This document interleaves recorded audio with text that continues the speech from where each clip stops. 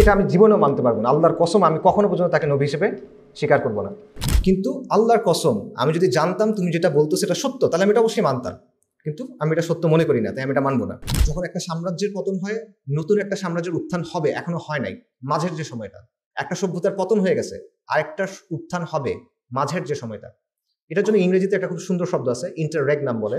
বাংলা এটাকে সম্ভবত যুগসন্ধি বলে। যেমন ধরুন করেন আমেরিকাতে নির্বাচন হবে, কয়েকদিন পরেই হবে। আমেরিকাতে দুইটা পার্টি, রাইট? একটা পার্টি ইসরায়েলের পক্ষে, আরেকটা পার্টি ইসরায়েল একটু বেশি পক্ষে। একটা নাম হলো ভ্যানগার্ড, একটা নাম হলো ব্ল্যাক রক, একটা নাম হলো স্টেট স্ট্রিট। এটা হলো তিনটা ফাইন্যান্সিয়াল ম্যানেজমেন্ট কোম্পানি, এবং এরা তিনজনে মিলে প্রায় $22 ট্রিলিয়ন ইনভেস্টমেন্ট ম্যানেজ করে। কিন্তু মধ্যবিত্ত চুপচাপ মানতে চায় না। তার মধ্যে একটা সেন্স অফ এন্টাইটেলমেন্ট কাজ করে। তার মনে হয় যে রাষ্ট্র তো আমাকে এটা দেওয়া উচিত, সমাজ তো আমাকে এটা দেওয়া উচিত, আমি এখানে ভিকটিম। যে আমরা যুগসন্ধির মধ্যে আছি, আন্তর্জাতিকভাবে, আঞ্চলিকভাবে এবং দেশীয়ভাবে। আবু জাহেল যখন নবী সাল্লাল্লাহু আলাইহি ওয়াসাল্লামের দাওয়াটা প্রত্যাখ্যান করছিল, তখন এটা একটা যুগসন্ধির সময় ছিল, কিন্তু সেটা বোঝে নাই। 25% বয়স 15-র নিচে, তার মানে 20 বছর পরে এরা ওয়ার্কফোর্সে ঢুকবে। সমস্যাটা হলো এদেরকে আপনি কি জবাব দিবেন, কাজটা কি দিবেন আপনি? আমরা কি ওই রকম কাজ তৈরি করতে পারছি কিনা? আমার না, আরো অনেক মানুষের, ইন্টারন্যাশনালি অনেক এক্সপার্টের কথা এটা, যে উচ্চাভিলাষী সুযোগ সন্ধানী রাজনৈতিক প্লেয়ার যারা আছে বিভিন্ন অঞ্চলে, তারা সামনে এই সুযোগগুলো নেওয়ার চেষ্টা করবে। এবং এটার কিছু কিছু এক্সাম্পল আপনারা অলরেডি ইউক্রেনে দেখতেছেন, এবং ইনফ্যাক্ট গাজা ওয়ারের ক্ষেত্রেও আপনারা কিছুটা এটা দেখতেছেন। তো বাস্তবতাটাকে আমরা আসলে এভাবে দেখি। আমরা কিভাবে দেখি? আমরা দেখি আমার এনভায়রনমেন্ট, আমার অভিজ্ঞতা, আমার জায়গা থেকে। কিন্তু এটা আসলে ছোট একটা জায়গা, তাই না? আপনি একজন মানুষ, আমি একজন মানুষ। এই জায়গাটা দিয়ে কিন্তু পুরো পৃথিবীকে জাজ করা যায় না, কিন্তু আমরা এই কাজটাই করি। বিসমিল্লাহির রহমানির রহিম।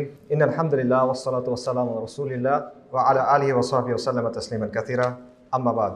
রাব্বি ইশরাহ লি সাদরি ওয়া ইয়াসসির লি আমরি ওয়াহলুল উকদাতাম মিন লিসানি ইয়াফকাহু কওলি। আসসালামু আলাইকুম ওয়া রাহমাতুল্লাহি ওয়া বারাকাতুহু। আমর ইবনে হিশাম, আবু জাহেল, তার দুটা ঘটনা দিয়ে কথা শুরু করি।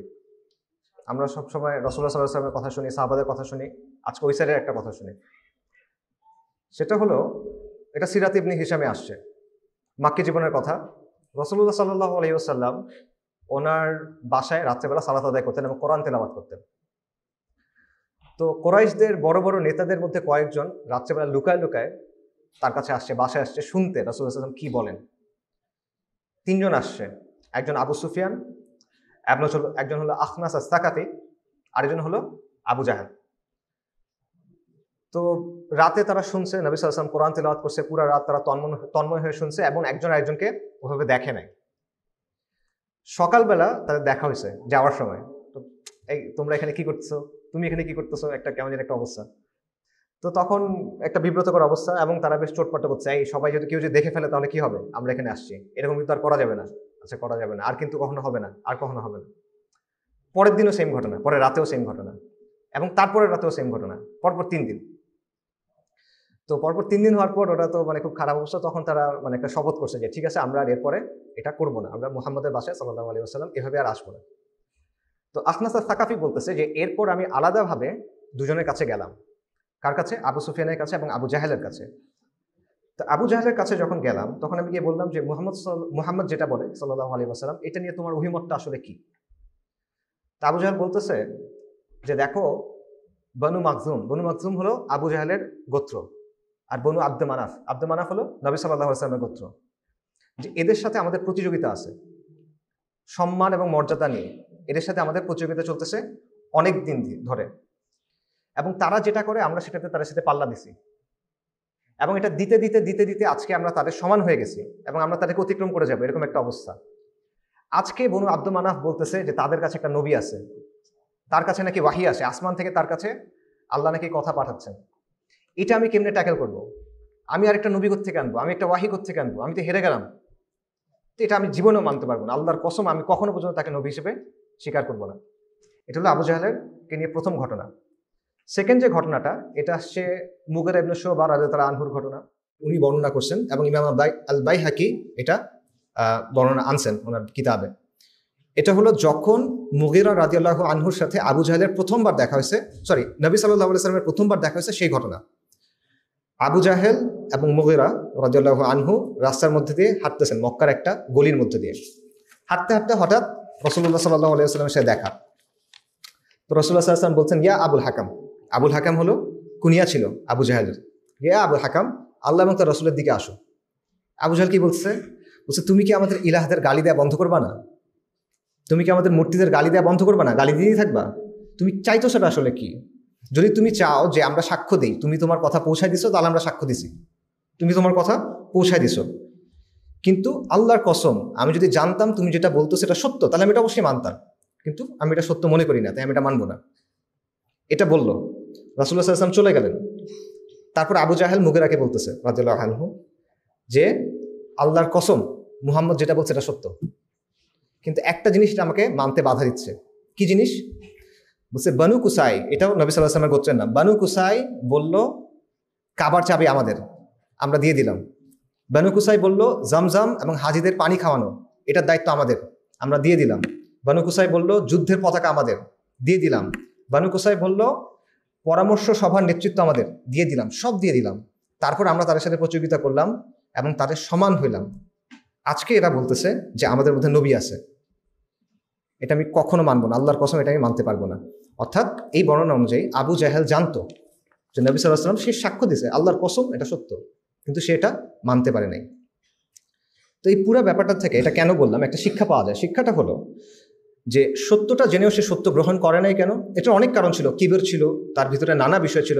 আবু জাহেলকে নবী সাল্লাল্লাহু আলাইহি ওয়াসাল্লাম নিজেই বলছেন যে প্রত্যেক উম্মার একটা ফেরআউন থাকে, এই উম্মার ফেরআউন হলো আবু জাহেল। সো এখানে বিভিন্ন ফ্যাক্টর ছিল, বাট একটা ফ্যাক্টর ছিল এটা যে আবু জাহেল একটা স্পেসিফিক জায়গা থেকে চিন্তা করতেছিল। কোরাইশদের ভেতরের পলিটিক্যাল অনেক হিসাব নিকাশ ছিল, গোত্রের মধ্যে অনেক রেশারেশি ছিল, রাজনৈতিক অনেক হিসাব ছিল। এগুলোর জায়গা থেকে সে চিন্তা করতেছিল যে বনু আব্দুল মানাফ এটা করতেছে, আমরা এটা করতেছি, এটা মানলে তো হবে না, নেতৃত্ব ওদের হাতে চলে যাবে, এটসেট্রা এটসেট্রা। কিন্তু সমস্যা হলো যে এই ঘটনার 20, 25, 30 বছরের মাথায় পুরো জিনিসটা চেঞ্জ হয়ে গেছে। আবু জাহেল যাদেরকে অত্যাচার করছিল মদিনাতে, ওমর রাদিয়াল্লাহু আনহু, আবু বকর রাদিয়াল্লাহু আনহু, বিলাল রাদিয়াল্লাহু আনহু, সাদ ইবনে আবি ওয়াক্কাস রাদিয়াল্লাহু আনহু, এরা সবাই বিস্তীর্ণ ভূমির উপর শাসক হয়ে গেছেন। পারস্য রোম পতন হয়ে গেছে এবং মুসলিমরা অর্ধেক পৃথিবী দখল করে ফেলছে। আবু জাহেল এটা চিন্তাও করে নাই। তার চিন্তা কোন জায়গায় ছিল? ওর গোত্র আমার গোত্র, এইটুকের ভিতরে সে চিন্তা করতেছে। এটার বাইরে যে অনেক কিছু আছে এটা তার মাথাতেই আসে না। সো এবং আবু জাহেলের কিন্তু সুযোগ ছিল এটার অংশ হওয়ার, সে যোগ্য লোক ছিল, কুরাইশদের মধ্যে তার অনেক মর্যাদা ছিল। আবুল হাকাম বলতো নবী সাল্লাল্লাহু আলাইহি ওয়াসাল্লাম দোয়া করছিলেন যে 2 আমরের মধ্যে থেকে আল্লাহ যেন একজনকে দিয়ে দিনকে শক্তিশালী করেন। একজন ছিল আমর ইবনে হিশাম, আরেকজন আমর ইবনুল খাত্তাব। সো আবু জাহেল যদি ইসলাম গ্রহণ করতো, সে তো অন্য সাহাবীরা তার সাথে যারা মানে ওই সময়কালে যারা ইসলাম গ্রহণ করছে তারা তো দুনিয়াতে অনেক বড় প্রতিষ্ঠা তারা পাইছিলেন, কিন্তু সেটা মিস করছে কারণ তার চিন্তার ফ্রেমটা ডিফারেন্ট ছিল। সো এরকম কিছু আসলে সময় থাকে পৃথিবীর ইতিহাসে যেটা দুর্লভ সময়, রেয়ার সময়, এটা সবসময় আসে না, যখন একটা যুগের শেষ হয় এবং নতুন একটা যুগের শুরু হয়, এবং এই দুটার মাঝখানে একটা সময় থাকে। ঠিক আছে? যখন একটা সাম্রাজ্যের পতন হয়, নতুন একটা সাম্রাজ্যের উত্থান হবে, এখনো হয় নাই, মাঝের যে সময়টা। একটা সভ্যতার পতন হয়ে গেছে, আরেকটা উত্থান হবে, মাঝের যে সময়টা। এটার জন্য ইংরেজিতে একটা খুব সুন্দর শব্দ আছে, ইন্টাররেগনাম বলে, বাংলা এটাকে সম্ভবত যুগসন্ধি বলে। ঠিক আছে? তো যুগসন্ধি হলো এমন একটা সময় যখন আগের সিস্টেম, আগের হিসাব নিকাশ, আগের কাঠামো এটার কাজ করে না, এটার জায়গায় নতুন একটা কিছু চলে আসে, কিন্তু নতুনটা তখন ক্লিয়ার না। আগের নিয়ম এখন আর কাজ করতেছে না, বাট নতুন কোনো নিয়ম আসে না আমার সামনে, আমি বুঝতেছি না। এই কারণে যুগসন্ধির সময়টা কি হয়, এটা শঙ্কার হয় এবং এটা সম্ভাবনার হয়। শঙ্কা এবং সম্ভাবনা সেখানে একসাথে থাকে। এবং আবু জাহেল যখন নবী সাল্লাল্লাহু আলাইহি ওয়াসাল্লামের দাওয়াটা প্রত্যাখ্যান করছিল, তখন এটা একটা যুগসন্ধির সময় ছিল, কিন্তু সেটা বুঝে নাই, সে বুঝতে পারে নাই। এবং আবু জাহেল যে ভুলটা করে, তার অনেকগুলো ভুল ছিল, আবারও বলতেছি, এর মধ্যে একটা ভুল আমরাও করি। সেটা কি করি? আমরা সবসময় ধরে নেই আগে যেভাবে জিনিসপত্র ঘটে আসতেছে সামনেও সেভাবে জিনিসপত্র ঘটবে, এভাবে আমরা ধরে নেই। কিসের ক্ষেত্রে? রাজনীতির ক্ষেত্রে, জিওপলিটিক্সের ক্ষেত্রে, অর্থনীতির ক্ষেত্রে। আমরা চিন্তা করে নিই যেভাবে আগে হয়ে আসতেছে গত 10 বছর, 20 বছর, 30 বছর, আগামীতেও একই রকম ঘটনা ঘটবে। এবং এটা আসলে একটা, এবং এটার হিসেবেই আমরা কি করি, আমাদের স্ট্র্যাটেজি ঠিক করি, আমাদের করণীয় ঠিক করি, আমাদের অ্যাসেসমেন্টগুলো আমরা করি যে ঠিক আছে আগে এরকম হয়ে আসছে, সামনেও এরকম হবে, তো এটার বেসিসে আমি আমার স্ট্র্যাটেজি, কৌশল, কর্মপন্থা এগুলো ঠিক করবো। কিন্তু এটা আসলে একটা ভুল চিন্তা, এটা একটা ফ্যালাসি, এটা একটা নামই আছে ফ্যালাসি, এটা ফ্যালাসি অফ কন্টিনিউইটি বলে। সহজভাবে বুঝেন, মনে করেন স্টক মার্কেটের একটা এক্সাম্পল দিন। মনে করেন স্টক মার্কেটে 5 বছর ধরে সব স্টকের প্রাইস 10% করে বাড়ছে, প্রতি বছর 10% করে স্টকের মূল্য বাড়ছে। এটার বেসিসে যদি আমি বলি, তার মানে হলো এখন থেকে প্রতি বছর এভাবেই প্রাইস বাড়তে থাকবে। এটা কি ভুল না সঠিক? ভুল। 5 বছর বাড়ছে তার মানে না এটা না যে পরেও বাড়বে, এটা চেঞ্জ হয়ে যেতে পারে, নানা কারণে চেঞ্জ হতে পারে। সো এই যে চিন্তাটা যে যেহেতু আগে 5 বছর বাড়ছে সারা জীবন এটাই হইতে থাকবে, এটি হলো ফ্যালাসি অফ কন্টিনিউটি। আচ্ছা, তো এটার প্রবলেমটা কি হয়? প্রবলেম হলো একটা তো যে চেঞ্জ হয়ে যায়, আরেকটা হলো আপনি এক্সপেক্ট করেন না যে চেঞ্জ হবে, আপনার ধারণা নাই যে চেঞ্জ হবে। এই কারণে যখন চেঞ্জটা হয় আপনি অপ্রস্তুত, এবং আপনি তখন প্রতিক্রিয়া হিসেবে কিছু কাজ করেন, রিয়াকশনারি কিছু কাজ করেন, প্রোঅ্যাক্টিভ কোনো কাজ আপনি তখন করার সুযোগ পান না।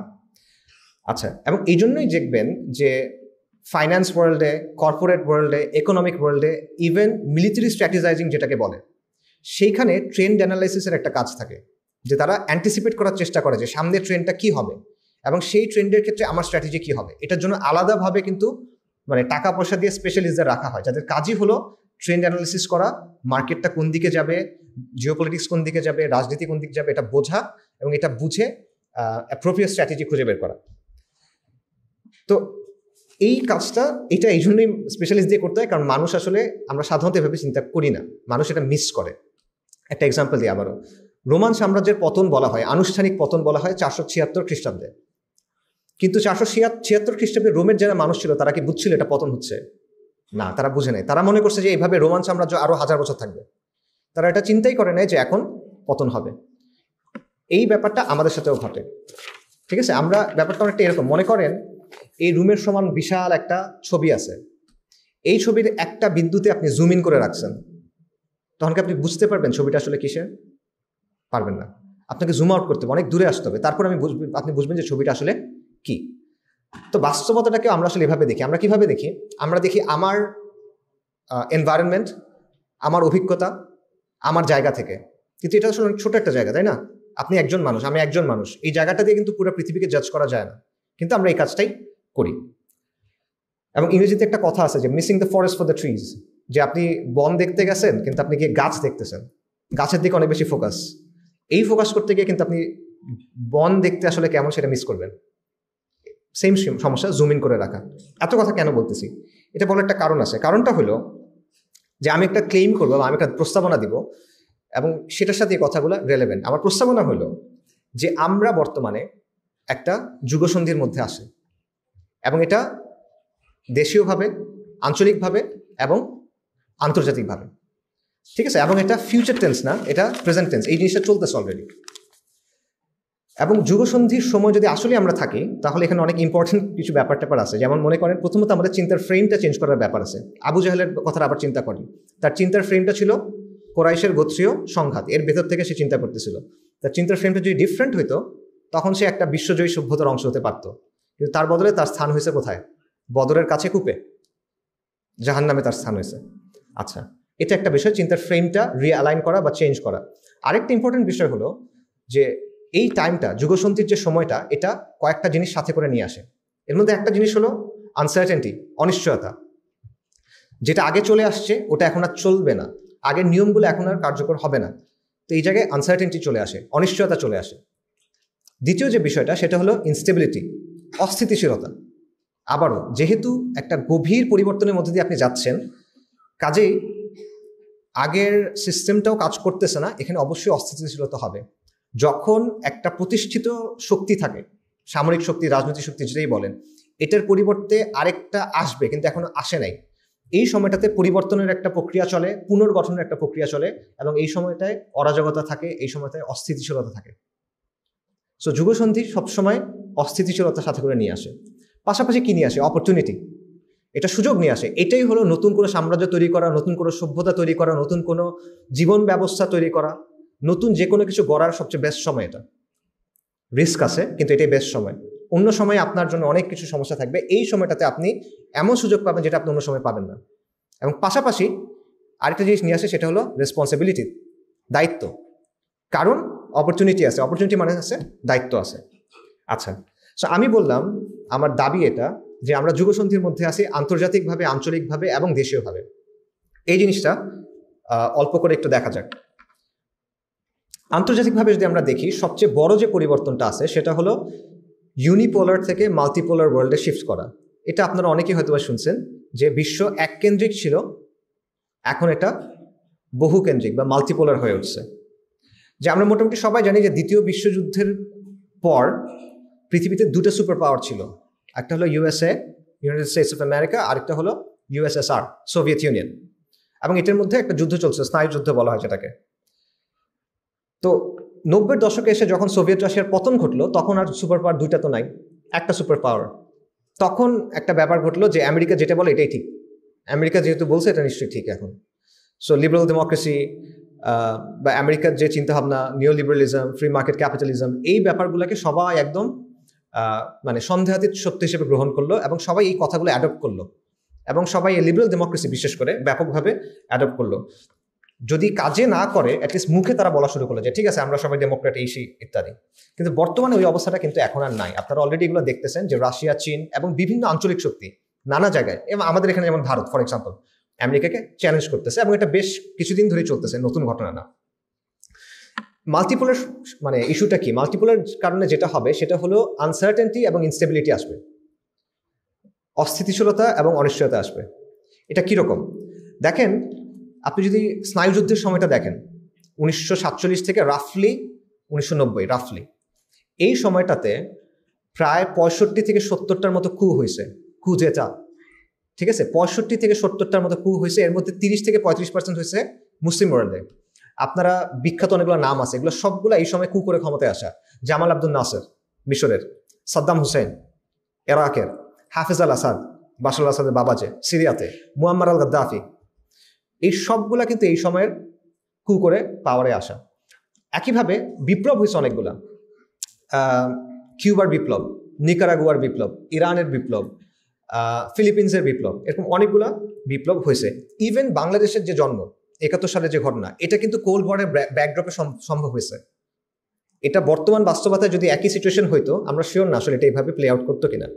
ওই স্নায়ুযুদ্ধের বাস্তবতার কারণে স্পেসিফিকলি এটা আপনার অনেকেই জানার কথা যে সোভিয়েত রাশিয়া কিন্তু ভারতের পক্ষ ছিল, রাইট? সো ওই জিনিসটা একটা বড় ভূমিকা রাখছে। তো এটা ছাড়া আসলে ওই 71-এ বাংলাদেশের এইটা এইভাবে হয় কিনা সেটাও কিন্তু আসলে সার্টেন না। অর্থাৎ এই সময়টাতে পালাবদল আসে, দুইটা শক্তি যখন রেশারেশি করে বা একাধিক শক্তি যখন রেশারেশি করে তখন এই পরিবর্তন আসে। কেন আসে? কারণটা হলো এই শক্তিগুলা প্রত্যেকটা জায়গায় গিয়ে প্রক্সি ওয়ার করে, যে এই জায়গায় গিয়ে আমি প্রভাব বিস্তার করতে চাই। সো সে যখন প্রভাব বিস্তার করতে চায়, সে ডিরেক্টলি বেশিরভাগ সময় আসে না। ডিরেক্টলি আসা মানে কি? তার সেনাবাহিনী, বিমান বাহিনী সবকিছু নিয়ে আসে, এটা তারা করে না। তারা কি করে? ওই জায়গার কোনো একটা গ্রুপকে সমর্থন দেয়। সো আমেরিকা কাউকে সমর্থন দিত, রাশিয়া কাউকে সমর্থন দিত, রাইট? এবং এটার মাধ্যমে তারা প্রভাব বিস্তার করার চেষ্টা করতো। এবং এই যে ব্যাপারটা, এই ডাইনামিকটাকে কাজে লাগায় অপরচুনিস্টিক কোনো নেতা যদি থাকে, সুযোগ সন্ধানী কোনো নেতা, ডেয়ারিং কোনো নেতা, তারা এটাকে কাজে লাগায়, দেখা যেত ক্ষমতা দখল করে ফেলছে বা বিপ্লব করে ফেলছে। ওই জিনিসটা তাদের কাজে লাগতো, ওই এনভায়রনমেন্টটা, এই যে রেশারেশিটা, সেটা তাদের কাজে লাগতো। কিন্তু 90-এর পর মানে সোভিয়েত ইউনিয়নের পতনের পর এটা দেখবেন যে অত বেশি আর হয় নাই। যেগুলো হয়েছে এগুলো কালার রেভলিউশন বলে, এগুলো বেশিরভাগই সব না, বেশিরভাগই আমেরিকা সাপোর্টেড। কারণ এখানে আর সুপার পাওয়ার দুটা নাই, একটা আছে। কিন্তু এখন আবার জিনিসটা চেঞ্জ হবে। এখন চীন আছে, রাশিয়া আছে, ইন্ডিয়া আছে, এই এলাকাতে, অন্যান্য এলাকায় আরো অনেকগুলো পাওয়ার আছে, এবং তারা কিন্তু এই সেম জিনিসটা আবার করবে, রেশারেশিটা করবে। একদম আগের মতো হবে এমন বলতেছি না, বাট পাওয়ার পলিটিক্সের একটা রিটার্ন আপনারা দেখবেন। এটা আমার অ্যাসেসমেন্ট বা আমার ফোরকাস্ট বলতে পারেন, এটা আমার না, আরো অনেক মানুষের, ইন্টারন্যাশনালি অনেক এক্সপার্টের কথা এটা, যে উচ্চাভিলাষী সুযোগ সন্ধানী রাজনৈতিক প্লেয়ার যারা আছে বিভিন্ন অঞ্চলে, তারা সামনে এই সুযোগগুলো নেওয়ার চেষ্টা করবে। এবং এটার কিছু কিছু এক্সাম্পল আপনারা অলরেডি ইউক্রেনে দেখতেছেন, এবং ইনফ্যাক্ট গাজা ওয়ারের ক্ষেত্রেও আপনারা কিছুটা এটা দেখতেছেন। আচ্ছা, এটা হলো একটা জিনিস আন্তর্জাতিকভাবে এই ব্রেকডাউনের বা আন্তর্জাতিকভাবে যুগসন্ধির একটা উদাহরণ, এটা সিমটম। এটা আরেকটা হলো পাশ্চাত্যের যে সিস্টেমটা, যেটা সবসময় এতদিন ধরে আমাদেরকে গেলানো হয়েছে, যেটা আমরা সবাই গ্রহণও করে নিছি, আমরা এটাকে সঠিক মনে করি, বড় হয়েছি সবাই। এই জিনিসটা যে ফাংশন করে না, এটা মোটামুটি সবার কাছে এখন ক্লিয়ার। একটু বয়স্ক যারা, তাদেরটা না, বুমার টাইপের যারা আছে, মানে যাদের বয়স 60-এর উপরে ধরেন, তারা হয়তো এখন এগুলো বিশ্বাস করে, বাট এর নিচে যারা আছে মোটামুটি তারা সবাই বোঝে। আমরা গাজার ক্ষেত্রে দেখছি, যেমন ধরেন মানবাধিকার, এটা বাস্তবতা আসলে নাই। আন্তর্জাতিক সম্প্রদায়, আন্তর্জাতিক আইন, এই বিষয়গুলো আলটিমেটলি কাজ করে না। যখন পশ্চিমের পক্ষে যায় তখন কাজ করে, যখন পশ্চিমের বিপক্ষে যায় তখন তারা এগুলা ছুঁড়ে ফেলে দেয়। এটা আমরা দেখতেছি। এবং গণতন্ত্রের কথাই চিন্তা করেন, ওয়েস্টে অনেক মানুষ কিন্তু গণতন্ত্রের না, ইসরায়েল যে কাজটা এখন করতেছে, গাজায় যে গণহত্যা চালাচ্ছে, এটার বিপক্ষে, বাস্তবতা, রাইট? ওয়েস্টে অনেক মানুষ এটার বিপক্ষে, কিন্তু এটা থামানোর কোনো ওয়ে তাদের নাই। আমি বলবো যে ওয়েস্টের ম্যাক্সিমাম মানুষ যদি প্রশ্ন করেন, তারা আসলে এটার পক্ষে না। কিন্তু থামানোর কোনো ওয়ে তাদের নাই। যেমন ধরুন কারণ আমেরিকাতে নির্বাচন হবে, কয়েকদিন পরেই হবে। আমেরিকাতে দুইটা পার্টি, রাইট? একটা পার্টি ইসরায়েলের পক্ষে, আরেকটা পার্টি ইসরায়েল আরেকটু বেশি পক্ষে, রাইট? এটাই তো অবস্থা। এটা ইউকেতেও অবস্থা, এটা ফ্রান্সেও সেই অবস্থা, রাইট? সেম অবস্থা। কাজেই জনগণের আকাঙ্ক্ষার প্রতিফলন এটা নাই। মানে লিটারেলি চোখের সামনে একটা জেনোসাইড হচ্ছে, গণহত্যা হচ্ছে। আমরা এটা মানে রিয়েল টাইমে দেখতেছি। পৃথিবীর ইতিহাসে এরকম কোনো ঘটনা আগে হয় নাই। গণহত্যা হয়েছে, এভাবে রিয়েল টাইমে আপনি দেখতেছেন এমন হয় নাই, কিন্তু আপনি লিটারেলি কিছু করার সক্ষমতা রাখেন না। সো এটার চেয়ে বড় প্রমাণ আর কি হইতে পারে যে আপনার আসলে কোনো স্টেক নেই। আপনি বলতে আমি বুঝাচ্ছি ওয়েস্টের সাধারণ জনগণের, এবং এটা তারা বুঝতেছে। সো মানবাধিকার, গণতন্ত্র, আন্তর্জাতিক সম্প্রদায়, রুলস বেসড ইন্টারন্যাশনাল সিস্টেম, এই সব কিছু আলটিমেটলি আসলে রেটরিক, কিছু বুলি, ফাঁপা বুলি, এগুলো কোনো বাস্তবতা নাই, এটা মানুষ বুঝতেছে। এবং এটার বাইরে গিয়ে অনেক ধরনের ফরম্যাটের কথা মানুষ কিন্তু চিন্তা করতেছে, বিশেষ করে যারা মাল্টিপল তৈরি করার চেষ্টা করে, চীন, রাশিয়া, ব্রিক্সের দেশগুলো, এটা কিন্তু এগুলা চিন্তা ভাবনা করতেছে। এটা একটা ব্যাপার আছে। এরপর দেখেন ডি-ডলারাইজেশন। আপনারা জানেন যে দীর্ঘদিন পর্যন্ত আন্তর্জাতিক যত ট্রেড হইতো, লেনদেন হতো, এটার মাধ্যম ছিল শুধুমাত্র ডলার, পেট্রো ডলার নিয়ে আলোচনা এক্সেট্রা অনেক কিছু আছে। এখন কিন্তু ডি-ডলারাইজেশন হচ্ছে, বিভিন্ন দেশ ডলার দিয়ে ট্রেড না করে নিজ নিজ কারেন্সিতে ট্রেড করতেছে। ডলার দিয়ে ট্রেড বন্ধ হওয়ার মানে হলো আমেরিকার যে হেজেমনি আছে, একাধিপত্য আছে, সেটা নষ্ট হয়ে যাওয়া। এটা অনেক হিউজ একটা চেঞ্জ আসলে। আচ্ছা, পাশাপাশি দেখেন ওয়েস্টের যে আদর্শগুলো আছে, মতাদর্শ যেগুলো তারা ফেরি করছে, যেগুলোর ভিত্তিতে আমরা তাদেরকে অনেক কিছু মনে করছি, সেগুলোর ব্যর্থতাগুলো পরিষ্কার মানুষের কাছে। যেমন ধরেন সেকুলারিজম। সেকুলারিজম আসছিল কেন? সেকুলারিজমের দাবি ছিল যে ধর্মের কারণে হানাহানি হয়, ধর্মের কারণে মতপার্থক্য শান্তিপূর্ণভাবে সলভ করার কোনো ওয়ে নাই, এইখানে সেকুলারিজম এসে যুদ্ধ থামাবে, শান্তি দিবে। সেকুলারিজম তো গত 100 বছর ধরে গালেব, বিজয়ী সব সেকুলার ব্যবস্থায়। যুদ্ধ কমছে না বাড়ছে? বাড়ছে। খালি বাড়ে নাই, হত্যার যে স্কেল, মানে হত্যার যে মাত্রা, এটার কোনো তুলনা পৃথিবীর ইতিহাসে নাই, পুরো ইতিহাসে নাই এই মাত্রার হত্যাযজ্ঞ। তাহলে এটা ফেল করে সেই জায়গায়। লিবারেলিজমের কথা দেখেন, লিবারেলিজম অধিকারের কথা বলে, রাইটস এবং স্বাধীনতার কথা বলে। তো অধিকারগুলো আলটিমেটলি কোন জায়গায় আসলে? আপনি কিন্তু অধিকার পাচ্ছেন না। বিশেষ করে আপনি যদি দেখেন, ওদের জন্য অধিকার আছে, আমাদের জন্য অধিকার নাই, তাই না? ইভেন আফ্রিকার গরিব মানুষ যারা কাফের, তাদেরও আসলে অধিকার নাই। এবং এই কথাগুলো তারা আমাদেরকে মানতে বলে, কিন্তু তারা নিজেরাও প্রপারলি মানে না। আবার যেটা করে, এটা প্রমাণ হলো গাজা, এটার প্রমাণ হলো কাশ্মীর, এটার প্রমাণ হলো উইঘুর, এটার প্রমাণ হলো আফ্রিকা, নানা জায়গায় এটার প্রমাণ আছে। সো আবার দেখেন অধিকারের কথা বলে ওরা নানা ধরনের বিকৃতি আমাদের উপর চাপায় দেওয়ার চেষ্টা করে। সো এই জায়গায় দেখেন যে লিবারেলিজমের যে বক্তব্য বা বয়ান, সেটাও আসলে কিন্তু কাজ করে না, এবং এটাও মানুষের কাছে মোটামুটি ক্লিয়ার, অনেক মানুষের কাছে আগের তুলনায়। আবার দেখেন সাম্য এবং বৈষম্যহীনতার কথা তারা বলতো, যে আমরা মানুষের মধ্যে সাম্য আনবো, বৈষম্য কম থাকবে, এটসেট্রা এটসেট্রা। বাট রিয়ালিটিটা কি? হ্যাঁ, ঠিক আছে, আমাদের সবার হাতে হাতে এখন স্মার্টফোন আছে, মানুষের যে কেউ পর্নোগ্রাফি দেখতে পারে, ড্রাগ অনেক মানুষ সহজলভ্য, এটসেট্রা এটসেট্রা, এগুলো আছে। বাট আসলে কি সাম্য বা এরকম কোনো কিছু আসছে কিনা? মানুষ এখন ওয়েজ স্লেভ আসলে, মানে দিনের পর দিন, সপ্তাহের পর সপ্তাহ সে আসলে দাসের মতো খাটতেছে, গোলামের মতো খাটতেছে। এগুলো নিয়ে স্টাডি আছে যে পৃথিবীর ইতিহাস আসলে এই ধরনের এই রুটিনে কাজ করা এটা নর্মাল না কিন্তু। এবং এই জিনিসটা আমরা করতেছি, এবং কন্টিনিউয়াসলি আমাদের এগুলো পিছনে ছুটতে হচ্ছে। এটা ছুটতে ছুটতে আপনার অন্য কোনো কিছুর দিকে তাকানোর সময় নেই। আচ্ছা, পাশাপাশি সাম্যের কথা চিন্তা করেন, যে আমি আপনাদের পৃথিবীর সম্পদ, ম্যাক্সিমাম সম্পদ অল্প কিছু মানুষের হাতে চলে যাচ্ছে, এগুলো প্রমাণিত। এখন আমি আপনাদের 3টা কোম্পানির নাম বলি না, এটা ফেসবুক, অ্যামাজন আর গুগল না, এগুলো হচ্ছে বড় এবং পাওয়ারফুল কোম্পানি। এগুলোর নাম হলো, একটার নাম হলো ভ্যানগার্ড, একটার নাম হলো ব্ল্যাক রক, একটার নাম হলো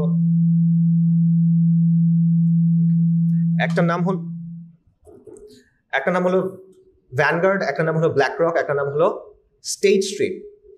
এটা হলো 3টা ফাইন্যান্সিয়াল ম্যানেজমেন্ট কোম্পানি, এবং এরা 3জনে মিলে প্রায় $22 ট্রিলিয়ন ইনভেস্টমেন্ট ম্যানেজ করে। এটা কত বড় আমি বুঝাই। আমেরিকাতে একটা ইন্ডেক্স আছে, এটার নাম হলো S&P 500। আমেরিকার সবচেয়ে বড় 500টা কোম্পানি, তাদের মার্কেট পারফরমেন্স এটা চেক করে, ঠিক আছে?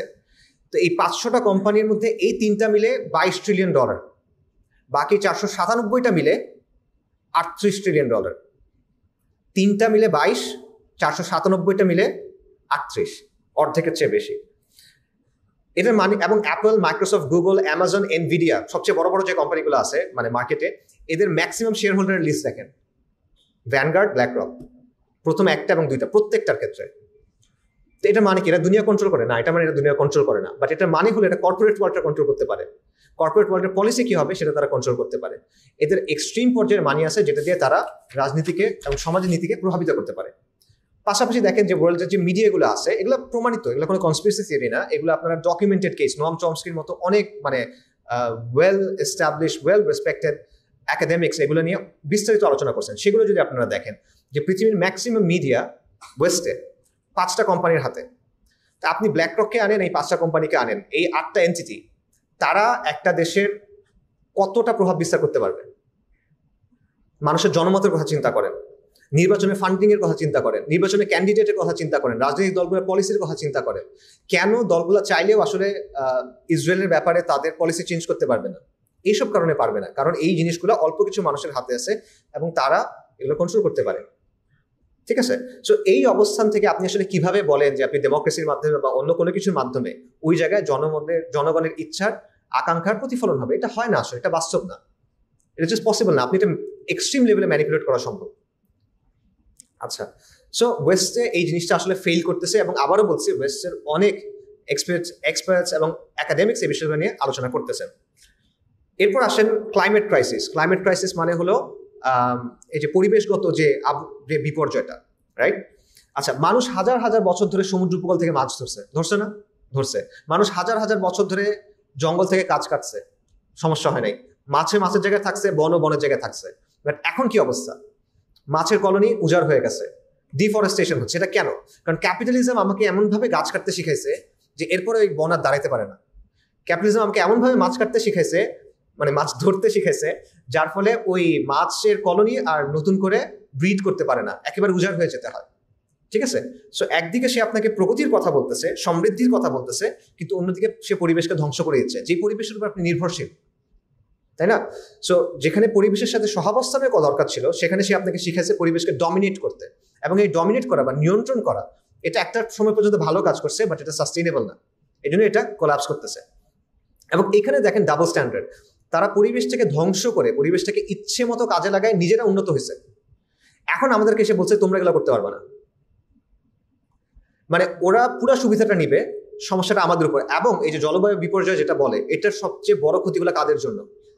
আমেরিকার জন্য তো না, ইউরোপের জন্য তো না, এগুলো হলো আমাদের মতো দেশগুলোর জন্য। Subcontinent, specifically subcontinent, Malaysia, Indonesia, এই টাইপের দেশগুলা। ওয়েস্ট কিন্তু এগুলার ভুক্তভোগী না। তো কাজেই এইরকম নানা দিক আছে, আমি আর যাচ্ছি না আন্তর্জাতিক পর্যায়ে। তো এখানে দেখেন যে ওয়েস্টের এই সিস্টেমটা প্রায় 300 বছর ধরে এভাবেই রয়ে গেছে। 300 বছর ধরে আমরা এগুলোকে সঠিক ভেবে নিয়ে আসছি, এবং আমাদের চিন্তাভাবনা, সামাজিক চিন্তাভাবনা, রাজনৈতিক চিন্তাভাবনা ব্যাপকভাবে পশ্চিমের এই মতাদর্শগুলো দ্বারা প্রভাবিত। এমনভাবে প্রভাবিত আমরা আসলে ঠিকমতো বুঝিও না। যেমন ধরেন আমরা রাজনীতিতে ডান বাম বলি, এই কথাটা কোত্থেকে আসছে? এটা আসছে ফ্রেঞ্চ রেভলিউশনের সময় থেকে। যে ফ্রেঞ্চ রেভলিউশনে একটা কনস্টিটিউয়েন্ট অ্যাসেম্বলি ছিল, একটা পরিষদ ছিল। পরিষদে মানুষকে মানে বিভিন্ন গ্রুপের লোকদেরকে বিভিন্ন দিকে বসানো হয়েছিল। ডান দিকে বসানো হয়েছিল যারা রাজতন্ত্র কায়েম রাখতে চায়, বাম দিকে বসানো হয়েছিল যারা পরিবর্তন চায় অনেক বেশি, একটু বিপ্লবী টাইপের। ঠিক আছে, এরপর থেকে যারা রক্ষণশীল তাদেরকে ডানপন্থী বলা হয়, যারা বিপ্লবী বা প্রগতিশীল তাদেরকে বামপন্থী বলা হয়। তো আমরা যখন ডানপন্থী বামপন্থী বলি, আমরা কিন্তু ওই ফ্রেমের ভিতর থেকে বলি। মানে আমি জাস্ট একটা এক্সাম্পল দিচ্ছি যে এই ওয়েস্টের হিস্ট্রি, ওয়েস্টের মতাদর্শ কত গভীরভাবে আমাদের চিন্তাকে প্রভাবিত করতেছে। ওয়েস্টরা যখন চলে গেছে এখান থেকে, উপনিবেশ চলে গেছে, তখন কিন্তু তাদের সিস্টেম, তাদের চিন্তা আমরা এটা থেকে বের হইতে পারি নাই। কিন্তু এখন ওয়েস্টের মধ্যে এগুলোকে প্রশ্ন করা হচ্ছে। তো সমস্যা হলো যে আমরা যেটা করি, আমরা ওয়েস্টের কপি করি, এবং এটা একটু ল্যাগ আছে কপি করার সময়। মনে করেন ওই যে অনেক সময় ভিডিওতে দেখবেন যে ভিডিও আগে যায়, অডিওটা একটু মিস হয়, 2-3 সেকেন্ড পেছনে থাকে। আমাদের অবস্থাটা ওই রকম। তো ওয়েস্টে যেটা এখন হয়, আমরা হয়তোবা 5 বছর 10 বছর পর এটা করি। তো এখন যেহেতু ওয়েস্টে বলতেছে, ধরুন 5-10 বছর পর দেখবেন যে আমাদের দেশে এটা ট্রেন্ডি হবে এই কথাগুলো বলা, বাট তখন দেরি হয়ে যাবে আমার মতে। সো ইবনে খালদুনের একটা কথা আছে যে সভ্যতার বা সাম্রাজ্যের একটা লাইফ সাইকেল আছে, তার জীবনের একটা চক্র আছে, তার উত্থান হয় এবং তার পতন হয়, বিভিন্ন চক্রের মধ্যে দিয়ে সে যায়। এবং পতনের আগের যে পর্যায়, এটা হলো অবক্ষয়ের একটা পর্যায়। তো ওয়েস্ট আসলে ওই পর্যায়টার মধ্যে আছে। এটা নিয়ে আমার একটা বই আছে, অবক্ষয়কাল, সেখানে শেষের অংশটা নিয়ে অনেক আলোচনা আছে, আপনারা কেউ চাইলে শুনতে পারেন, পড়ে দেখতে পারেন, সরি। আচ্ছা, আন্তর্জাতিক শেষ করি, এইতে চলে যাই, আঞ্চলিক ক্রাইসিসে চলে যাই। আঞ্চলিক ক্রাইসিস বলতে আমরা যে অঞ্চলে আছি এই অঞ্চলের ক্রাইসিস। এই অঞ্চলের ক্রাইসিস প্রথমত দেখেন হিন্দুত্ববাদী যে রাজনীতি, বিজেপি আগামী বছর তাদের 100 বছর পূর্তি হবে, তাদের ঘোষিত উদ্দেশ্য হলো অখণ্ড ভারত প্রতিষ্ঠা করা। আফগানিস্তান থেকে শুরু করে মিয়ানমার পর্যন্ত তারা এখানে অখণ্ড ভারত প্রতিষ্ঠা করবে। 100 বছর ধরে একটা রাজনৈতিক দল না, একটা দল, রাজনৈতিক দল না, একটা সংগঠন কাজ করে যাচ্ছে, তাদের সাথে দল 2বার ক্ষমতায় আছে গত 10 বছর ধরে। তাদের সদস্য শাখা হলো 57,000, তাদের সদস্য সংখ্যা 60 লক্ষের মতো। এটা মানে ফালতু কথাবার্তা বলার কথা না। হইতে পারে যে তারা এটা পারবে না, হইতেই পারে, কিন্তু তারা একটা সিরিয়াসলি মনে করে যে তারা পারবে এবং তারা একটা চেষ্টা করবে। এটা একটা বড় সমস্যা আসলে। এবং ওয়েস্টের যে ওয়েস্ট বলছি, ইন্ডিয়ার যে নতুন সংসদ ভবন, সেখানে তারা কিন্তু অখণ্ড ভারতের বিশাল ম্যাপ একদম দিয়ে রাখছে, একদম ওপেনে দিয়ে রাখছে। সো এই সম্প্রসারণবাদী যে চিন্তাটা আছে, এটা একটা বড় সমস্যা আঞ্চলিকভাবে। এবং এটা আপনি এখন প্রবলেম মনে রাখবেন, 25 বছর পর কি হবে। আরএসএস এর যারা প্রধান আছে, মোহন ভাগাবত, তার বক্তব্য বলে যে এই জেনারেশন বুড়া হওয়ার আগে এটা হয়ে যাবে। এবং সে বলছে যে আমরা গাড়ি ছেড়ে দিছি, এটা আমি আরো এক জায়গায় বলতেছিলাম, যে আমরা গাড়ি ছেড়ে দিছি অখণ্ড ভারতের, এই গাড়িতে কোনো ব্রেক নাই, খালি এক্সিলারেটর আছে, এটা আমরা চালায় যাব। এবং যদি এই স্পিডে যাই, 20 থেকে 25 বছরের মধ্যে অখণ্ড ভারত প্রতিষ্ঠা হবে। আর যদি একটু জোরে চালাই, তাহলে 10 থেকে 15 বছরের মধ্যে হয়ে যাবে। এটা সে বলছে 2022 সালে সম্ভবত। এবং সে বলছে আমরা জোরেই চালাবো, আস্তে চালাবো না। আচ্ছা, এটা দেখেন। এছাড়া দেখেন আরো অনেক ইস্যু আছে, যেমন ধরেন পানি নিয়ে একটা বড় সমস্যা আছে। আমাদের যত নদীগুলো আছে, সিন্ধু নদী এবং এটার সাথে যে ট্রিবিউটারিজ আছে, এই সবগুলোর উৎস কিন্তু কোথায়? ভারতে। এবং ভারত কি করে? ড্যাম দিয়ে দিয়ে এগুলো নিয়ন্ত্রণ করার চেষ্টা করে। এটা কিন্তু খালি আমাদের প্রবলেম না, আমাদের প্রবলেম হয়েছে যে বন্যার সময় আমরা এগুলো নিয়ে কথাবার্তা বলছি, বাট এটা কিন্তু পাকিস্তানের জন্য প্রবলেম। এবং পৃথিবীর ইতিহাসে মাটি, পানি এবং মানুষ, এগুলো নিয়ে সবচেয়ে বেশি গ্যাঞ্জাম হয়। মানে হিস্টোরিক্যালি যদি চিন্তা করেন, এগুলো নিয়ে সবচেয়ে বেশি যুদ্ধ হয়, কারণ এগুলো ছাড়া আপনি বাঁচতে পারবেন না। তো এইটার কোনো সলিউশন কিন্তু আসলে আলটিমেটলি হয় নাই, কারণ এবং ইন্ডিয়া কিন্তু এই জায়গাটাতে বারবার তার কন্ট্রোলটা বাড়ায় যাচ্ছে। এরকম নানা প্রবলেম আছে। ইন্ডিয়ার সাথে চায়নার কিছু প্রবলেম আছে, অরুণাচলে এটসেট্রাতে আপনারা দেখতেছেন। মিয়ানমারের সাইডটা দেখেন, সিভিল ওয়ার চলতেছে, নানা ধরনের আর্ম গ্রুপ সেখানে কাজ করতেছে, এবং তারা মোটামুটি দেশটাকে নানা সেগমেন্টে ভাগ করে ফেলতেছে। এবং আমাদের হিল ট্র্যাক্সে বিচ্ছিন্নতাবাদী গ্রুপ আছে এখন, রাইট? আপনারা জানেন কুকি চেইন বা এরকম। এদেরকে ট্রেন করতেছে কারা? এরা ট্রেনিং করতেছে কই গিয়ে? মিয়ানমারে গিয়ে করতেছে। সো এই জিনিসটা আলটিমেটলি রেজাল্টটা কি? এটা যদি মনে করেন 20 বছর পরে এই জায়গাটা চেহারাটা আসলে কিরকম হবে। সো এই জায়গাগুলো কিন্তু আসলে বড় প্রবলেম। আমাদের দেশের জায়গায় চিন্তা করেন, এখানে কিন্তু আমেরিকার স্টেক আছে, বিশেষ করে যদি আমেরিকা এবং চায়নার যে কোল্ড ওয়ারের ব্যাপারটা, তাদের নতুন স্নায়ুযুদ্ধ, এখানে এটা একটা বে অফ বেঙ্গল যেটাকে বলে, বঙ্গোপসাগর উপকূলে, এই জায়গাটা গুরুত্বপূর্ণ একটা জায়গা। ভারতের জন্য এটা গুরুত্বপূর্ণ জায়গা, আর কিছু না হোক 7 সিস্টার্সের জন্য। তো এই সব কিছুর জায়গা থেকে কিন্তু বড় বড় অনেক প্লেয়ার এই জায়গায় তার নিয়ন্ত্রণ প্রতিষ্ঠা করতে চায় নানাভাবে, বা চাচ্ছে, চায় না, চাচ্ছে। এটা চলমান প্রক্রিয়া, আমরা এটার ভেতরে আছি। তো এই জায়গাটা আসলে সলিউশনটা কি হবে? এবং এখানে আমাদের অ্যাম্বিশনটা আসলে কি, আমরা এটা কিভাবে আসলে সলভ করতে চাই? একটা জাতি, একটা দেশ কিন্তু 100 বছর টিকে থাকতে পারে, বা আরো বেশি। 100 বছরে খুব বেশি কিছু না আসলে। এটা আপনি কি নিয়ে টিকে থাকবেন? আমরা আসলে কোন জিনিসটাকে আঁকড়ায় ধরে টিকে থাকবো? মুজিববাদকে ধরে, বা ওরকম অন্যরকম কোনো কিছু একটা ধরে? এটা কি আসলে পসিবল কিনা? এই জায়গাটাতেও কিন্তু আমরা কিন্তু প্রশ্নগুলো করতেছি না। আমরা একটা বড় পরিবর্তনের ভেতর দিয়ে আসছি আলহামদুলিল্লাহ, কিন্তু এই জায়গাগুলোর প্রশ্নগুলো কিন্তু আসতেছে না। আমরা ঠিক আছে রাষ্ট্র সংস্কার, বিপ্লব, গণভ্যুত্থান, অনেক কথাবার্তা বলছি, খুশি, আমরা খুশি হওয়ার অনেক কারণ আছে, আমি দোষ দিচ্ছি না। বাকি এই প্রবলেমগুলোতে একসময় সলভ করতে হবে, এটা নিয়ে কিন্তু আলোচনা নাই, চিন্তা নাই। আচ্ছা, দেশের কথা চিন্তা করেন। দেশের ক্ষেত্রে দেখেন, আবার আলহামদুলিল্লাহ আওয়ামী জাহিলিয়াতের পতন হয়েছে, এবং ইনশাআল্লাহ এটা যেন ফেরত না আসে, এটা খুব বেশি গুরুত্বপূর্ণ, যেমন এটা যেন আবার ফেরত না আসে। বাকি সামনে কি সিচুয়েশন ওয়েট করতেছে, এটা নিয়ে আমরা ভাবছি কিনা। আপনি নর্মালি চিন্তা করেন যে বাংলাদেশে, আমি আজকে দেখতেছিলাম যে আমাদের ইউএনএফপি এর একটা রিপোর্ট অনুযায়ী বা একটা ইনফো অনুযায়ী, বাংলাদেশের জনসংখ্যার অ্যাবাউট 62%, 62%-এর বয়স হলো 40-এর নিচে, এবং জনসংখ্যার 35%-এর বয়স হলো 15-এর নিচে। এটা অ্যাকচুয়ালি ভালো একটা কথা হওয়ার কথা। 15 বছরের 25%-এর বয়স 15-এর নিচে, তার মানে 20 বছর পরে এরা ওয়ার্কফোর্সে ঢুকবে। সমস্যাটা হলো এদেরকে আপনি কি জব দিবেন, কাজটা কি দিবেন আপনি? আমরা কি ওই রকম কাজ তৈরি করতে পারছি কিনা? অলরেডি আমাদের কিন্তু ফর্মাল সেক্টরের চেয়ে ইনফর্মাল সেক্টরে মানে মানুষের কর্মসংস্থান বেশি। আমাদের ফর্মাল সেক্টর ওইভাবে জব দিতে পারে না, এবং আমরা কোনো রকম সেক্টর তৈরি করতে পারি নাই। আমাদের সেক্টর কি আসলে? রেমিটেন্স, গার্মেন্টস, এর বাইরে কি? এর বাইরে কোনো কিছু আমরা তৈরি করতেছি কিনা? এবং এটা কি এরকমই থাকবে কিনা? 20 বছর পরে কি আপনি এগুলো দিয়ে চালাতে পারবেন কিনা? ওই অবস্থাটা কি হবে যখন আপনার এই 35% তারা জব মার্কেটে ঢুকার অবস্থায় আসছে, আজকে থেকে 20 বছর পর মনে করেন তারা জব পাচ্ছে না, তখন সিচুয়েশনটা কিরকম হবে? সো হিস্টোরিক্যাল স্টাডি বলে যে যখনই মধ্যবিত্তের মধ্যে এরকম একটা সিচুয়েশন তৈরি হয় যে তারা পড়াশোনা শেষ করছে এবং তারা জব মার্কেটে ঢুকবে, কিন্তু তারা আশানুরূপ জব পাচ্ছে না, তখন এটা সমাজে অস্থিতিশীলতার জন্ম দেয়। এটা ফ্রেঞ্চ রেভলিউশনের ক্ষেত্রেও হয়েছে, নানা সময় নানা জায়গায় হয়েছে। ঠিক আছে, কেন? কারণ গরিবরা যদি সমস্যার মধ্যে পড়ে, যারা একেবারেই গরিব, তারা ওটা মেনে নেয় মোটামুটি, তারা কোপ করার চেষ্টা করে, কিন্তু মধ্যবিত্ত চুপচাপ মানতে চায় না। তার মধ্যে একটা সেন্স অফ এন্টাইটেলমেন্ট কাজ করে, তার মনে হয় যে রাষ্ট্র তো আমাকে এটা দেওয়া উচিত, সমাজ তো আমাকে এটা দেওয়া উচিত, আমি এখানে ভিকটিম, এবং সে রেগে যায় তখন, তার মধ্যে একটা ক্ষোভ কাজ করে, এবং এই ক্ষোভটা নানাভাবে তখন বের হয়ে আসে পলিটিক্যালি, রাইট? সো এটা অস্থিতিশীলতার জন্ম দেয়। সো আমাদের দেশের ক্ষেত্রে আমার মনে হয় এটা একটা বড় ইস্যু আছে, অন্য এবং সোশ্যাল ক্রাইসিসগুলো আছে, যে আমাদের সমাজের নৈতিকতার জায়গাটার কি অবস্থা, এখন মরাল জায়গাটার কি অবস্থা, এগুলো আপনারা দেখতেছেন। জিনার, ব্যভিচার, গর্ভপাত, ড্রাগস, ফ্যামিলি ভেঙে যাওয়া, ডিপ্রেশন, এলজিবিটি, এইগুলো কিন্তু আপনারা দেখতেছেন বাস্তবতা। এবং এটার ট্রেন্ডটা কি কমবে না বাড়বে? বর্তমান অবস্থা যদি চলমান থাকে তাহলে এটা কি বাড়বে না কমবে? বাড়বে। তো এটা যদি বাড়তে থাকে আবারও, অত বেশি চিন্তা করার দরকার নাই 20 বছর পর এটার অবস্থাটা কি হবে, এটা আমাদের চিন্তা করার দরকার আছে। সো রিক্যাপ করি, আমরা একটা ঐতিহাসিক সময়ের মধ্যে আছি, যেটা একটা যুগসন্ধির সময়। আমি বলতেছি আমার মত, এটা আন্তর্জাতিকভাবে একটা প্রোফাউন্ড চেঞ্জ আসতেছে, আঞ্চলিকভাবে একটা প্রোফাউন্ড চেঞ্জ আসতেছে, এবং দেশের ভেতরেও একটা ক্রিটিক্যাল অবস্থার মধ্যে আমরা আসি। তো এই জায়গার সমস্যাগুলোর সমাধান আসলে কি? অবশ্যই আমরা আমরা মুসলিম, তো আমরা এই জায়গা থেকে চিন্তা করব। তো এই জায়গা থেকে যদি আমরা চিন্তা করি যে আন্তর্জাতিকভাবে যদি এই সিস্টেমটা চলে যায়, এটার পরিবর্তে নতুন কিছু যদি আসে, আমরা চাই কি আসুক? অবশ্যই ইসলাম আসুক, আমরা এটা এই জায়গায় চাই। আঞ্চলিকভাবে এটা আরো বড় সমস্যা আসলে। আঞ্চলিকভাবে আপনি ইসলাম চাওয়ার দরকার নাই, আপনি যদি জাস্ট অস্তিত্ব টিকে রাখতে চান, আপনার ইসলাম ছাড়া আর কিছু এখানে নাই। আপনি হিন্দুত্ববাদের মোকাবেলা কি দিয়ে করবেন?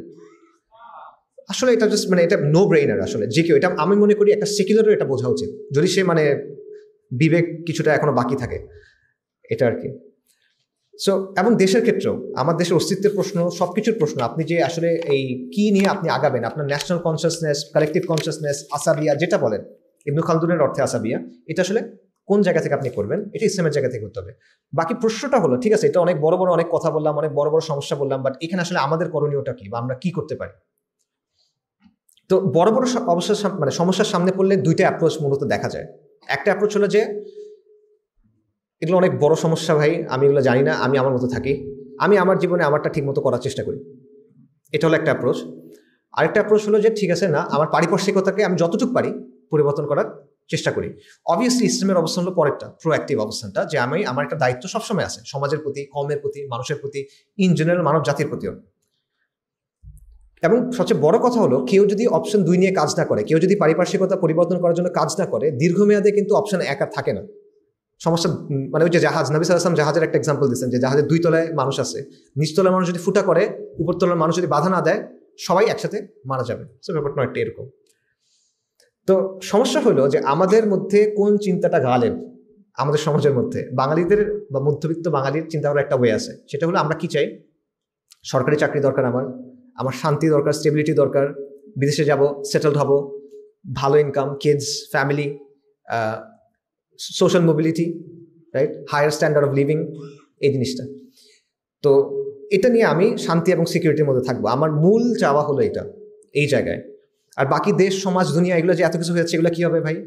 যে ভাই সবই আসলে বুঝছি, বাকি এটা আসলে কি করা যায়, দেখো তোমরা যেটা ভালো মনে করে করো, এরকম একটা অবস্থা। সো এটা হলো টিপিক্যাল বাঙালি চিন্তার জায়গাটা। আরেকটা হলো দিন ইসলামের জায়গা থেকে চিন্তা, যেটা বললাম সেটা হলো পরিবর্তন করা। বাট পরিবর্তন করার জায়গায় দুটো প্রবলেম হয়। একটা প্রবলেম হলো ওভারওয়েলমড হয়ে যাওয়া, যেটা তো আসলে অনেক বড় সমস্যা, আমি এখানে কি করবো, আমার করার কি আছে এখানে, এটা একটা ভ্যালিড কথা আসলে। বাট এটার রেজাল্টটা হয় যে আমি আসলে কিছু করবো না, তার মানে যেরকম আছে ওরকমই আসি, এটা একটা। আরেকটা প্রবলেম হলো যে কনস্পিরেসি থিওরি নিয়ে অনেক বেশি চিন্তা করা।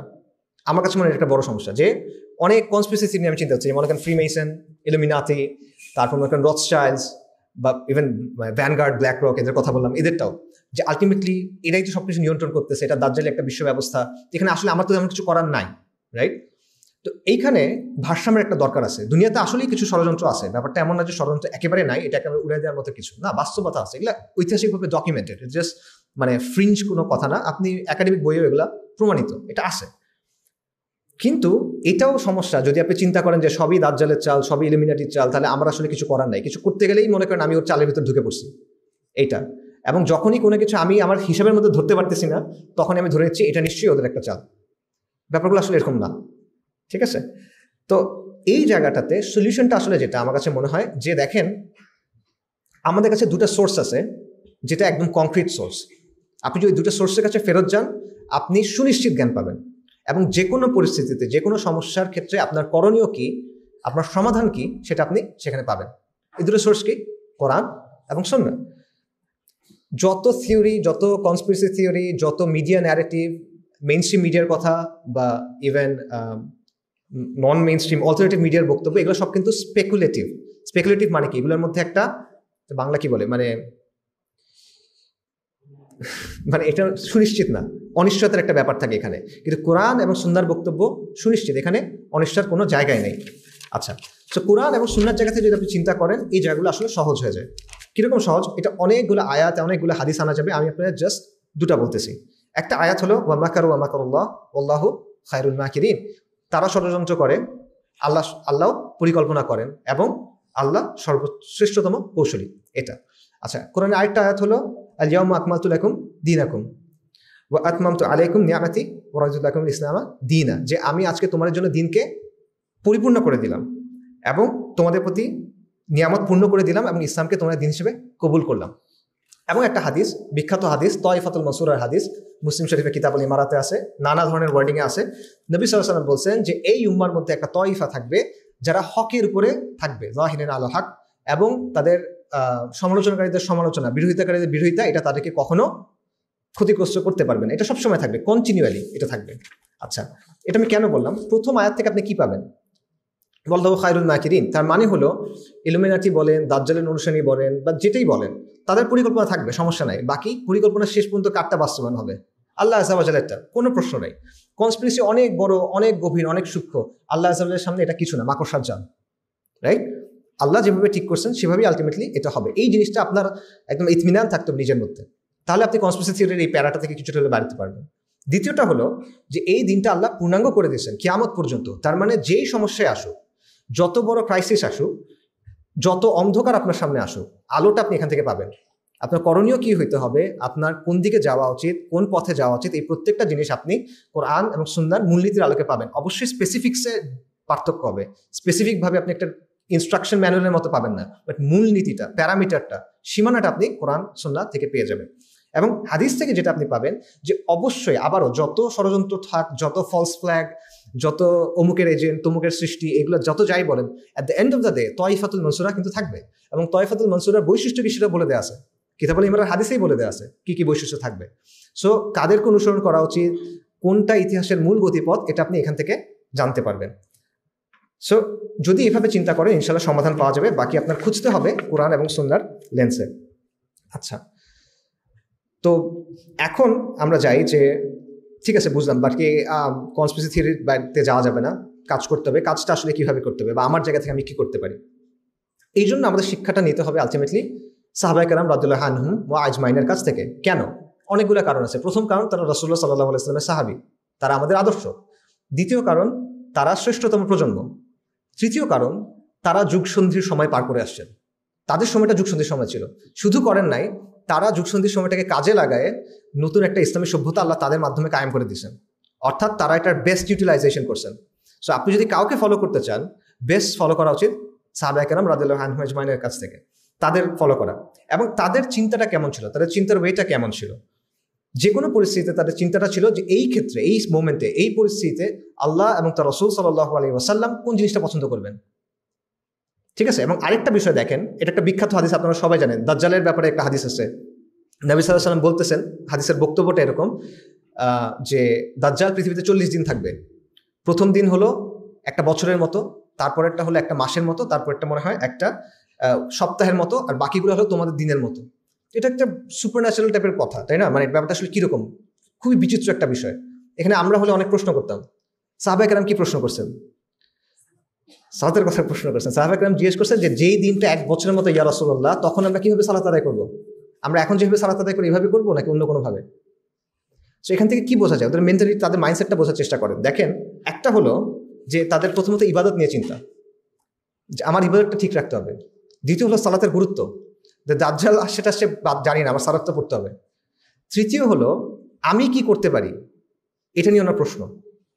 ঠিক আছে, অনেক হিসাব মিলানোর প্যাচের মধ্যে যান নাই, আমার করণীয়টা কি ওই জায়গায় উনি চিন্তা করছেন যে প্রথমে আমার সালাত পড়তে হবে, আমরা ইবাদতটা ঠিক রাখতে হবে, এই জায়গায় ওনারা চিন্তা করছেন।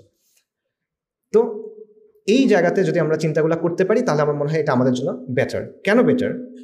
কারণ দেখেন, আমি অনেক বড় বড় অনেক সমস্যার কথা বলছি। এই সমস্যাগুলোর মোকাবেলায় আসলে আপনি কি করতে পারবেন? আপনি আপনার জায়গা থেকে আসলে কি করতে পারবেন? মনে করেন মোদি, হিন্দুত্বা, এটা নিয়ে আপনি কি করতে পারবেন? জায়নিস্টরা রেড হেফার, লাল গরু নিয়ে আসছে, ওরা আলাক্সা মসজিদ ভেঙে দিতে চায়, হাইকাল সুলাইমান তৈরি করতে চায়, আপনি কি করতে পারবেন? এখানে ডিডলারাইজেশন হচ্ছে, মাল্টিপোলার ওয়ার্ল্ড হচ্ছে, আপনার এখানে কি করার আছে? আসলে তেমন কিছু করার নেই আপনার এখানে, রাইট? তাহলে সাহাবায়ে কেরাম কি করছিল? সাহাবায়ে কেরামের সময় তো এই ঘটনাগুলো হচ্ছিল। একদিকে পারস্য এবং রোম ছিল, একদিকে কুরাইশরা ছিল, অনেক বড় বড় ঘটনা ঘটতেছিল, এবং এক পর্যায়ে সাহাবায়ে কেরাম এগুলার কিন্তু মেইন ক্যারেক্টার হয়ে গেছেন। তারা পারস্যকে হারাইছেন, তারা রোমকে হারাইছেন, তারা বাইতুল মাকদিসকে মুক্ত করছেন, তারা হিন্দ ফাতা করছেন, তারা অর্ধেক পৃথিবী জয় করে নিছেন, তারা দ্বীন ইসলামকে কায়েম করছেন, তারা এলায়ে কালেমাতুল্লাহ করছেন, কালেমাকে সবচেয়ে বেশি উঁচু করছেন।